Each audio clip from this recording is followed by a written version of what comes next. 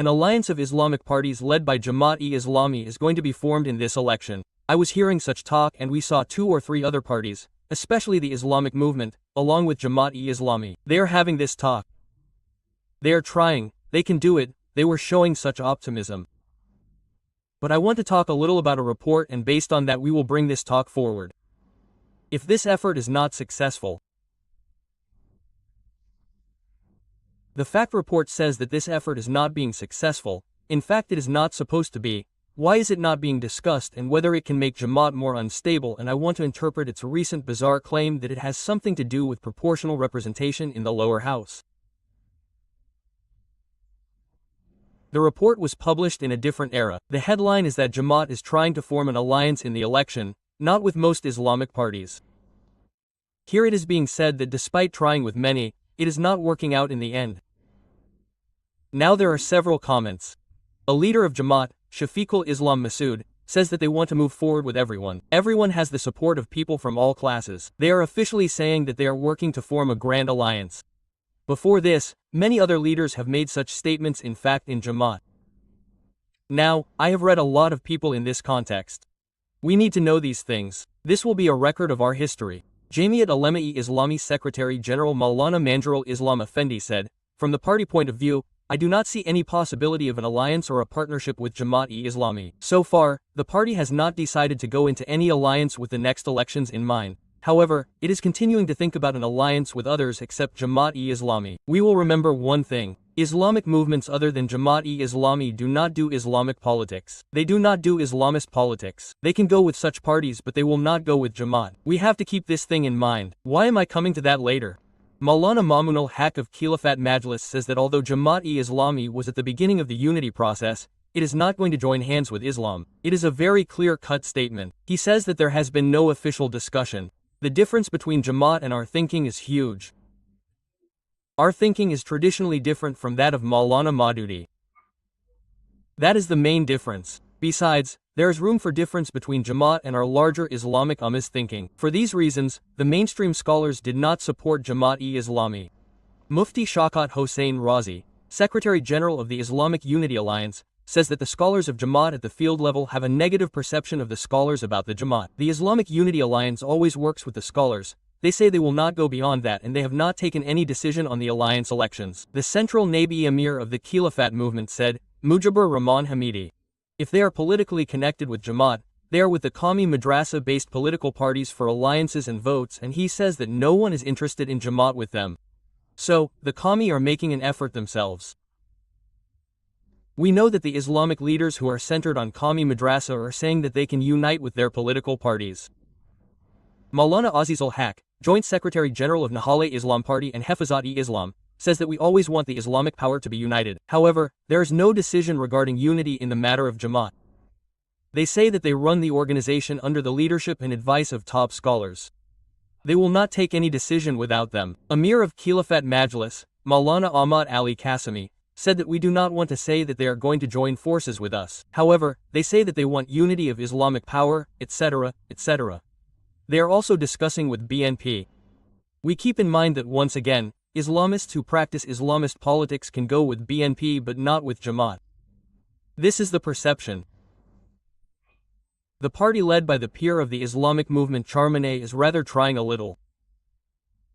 There is such talk. Maulana Abdul Qayyum, Assistant Secretary General of the Islamic movement, says that they are ready to make any concessions in favor of the unity of all Islamic movements and Islamic parties. No official meeting has been held so far. However, he says that they are not excluding this issue and want to bring others beyond the pro-Islamic movement to an understanding. Maulana Ghulam Mohiuddin Ikram, Secretary General of Jamiat Ulema-e-Islam Bangladesh, says that we will not vote with the Jamaat. We have taken this decision for the welfare of Islam and the country. Interesting is that we will not vote with the Jamaat because it will be for the welfare of Islam. Not going with the Jamaat will lead to the rejection of Islam. He used to give this statement before. Recently, we have seen them saying this. These are the serious situations. We have heard it. Even though the Islamic movement is going to this place today, they are not completely cancelling or rejecting it. In the electoral politics of Bangladesh, we have seen the Islamic movement voting. We have seen some clear results or vote numbers in some places in the local government elections. Although they were during Sheikh Hasina's time, So how genuine it is can be questioned. But they also have a fair amount of power. He was on a show of Mr. Khalid Mohiuddin with the Naib Emir of the Islamic movement, Maulana Fazlul Karim. I listened to him very carefully there. He was asked very clearly about the Jamaat that he has very tough comments about. I mean, he says that Jamaat is a big enemy for Islam. It is very harmful. He has such statements. It is more harmful than many other commentators. When Jamaat-e-Islami was asked whether he owns it, he did. I applaud him in that interview too. And he says that now they can come together because of some common enemies, because of some common objectives. He has shown with a few examples that they were enemies of each other, but now they have come together for a special purpose. I want to ask a question to the Islamic movement. Or, those who are active supporters of this party, I demand your attention again. Especially, if anyone in the Islamic movement has heard that you want to establish an Islamic system of governance. You want to establish Sharia. Islam means coming to power through voting. I will have that debate another day. How logical it is to say this and whether this right should exist is another discussion. But how can a party that is considered an enemy of Islam, even more so than the communists, have an electoral alliance with one of their highest leaders? That means, how can the Islamic movement help the party that you identify as one of the biggest enemies of Islam win seats by allying with it? We must always remember. Since Islamist political parties do things on the side of Islam. In fact, Islam, we are the Islam of Jamaat. So many people here, I read, who do not consider Islam. Many do not accept the ideology of Maudud's interpretation, the Quran and his Islamic Sharia. So how can those who want to establish the philosophy of Islam form an alliance with a party that is an enemy of Islam under his leadership? Especially the Islamic movement, which has a very public position, I personally think that in the end, these things will not happen.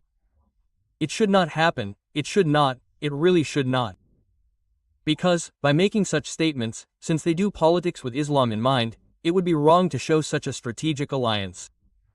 Because, someone will say that then should they go with BNP? In a sense, it should not. It cannot be said like this, like Jamaat, because these parties have not identified BNP as an enemy of Islam at least. Although BNP is not an Islamist party, BNP has not identified it as an enemy of Islam. Repeat here too, but I have read it. Several parties have said that they will not ally with Jamaat for the sake of Islam and the country. That means that alliance with Jamaat means Jamaat becoming strong means Islam being harmed. This seems to be a sub-school of thought, especially to those who are commie. It is very clear. Very clear. Now I will tell you where the problem of Jamaat is in this case. I will say the opposite of their recent talk. They are talking about proportional representation in the lower house, or they are talking about whether they will go to the elections or not. By making noise online, Jamaat-e-Islam has created an illusion about itself or its surroundings after August 5th. Jamaat has a huge voter base. I used to send me polls sometimes. Some people said that the polls are not happening now. It has been 2 or 3 months since the 5th. Who will win if the vote is held? I mean, the probability of Jamaat winning is 60 to 70%. BNP will win the 10th of May 15-20%. I have been getting a lot of polls showing this. So, I think they send these polls to different places, vote, something great happens. If someone has to be supported, they support someone. If someone has to be criticized, they abuse. Jamaat does not know how to criticize.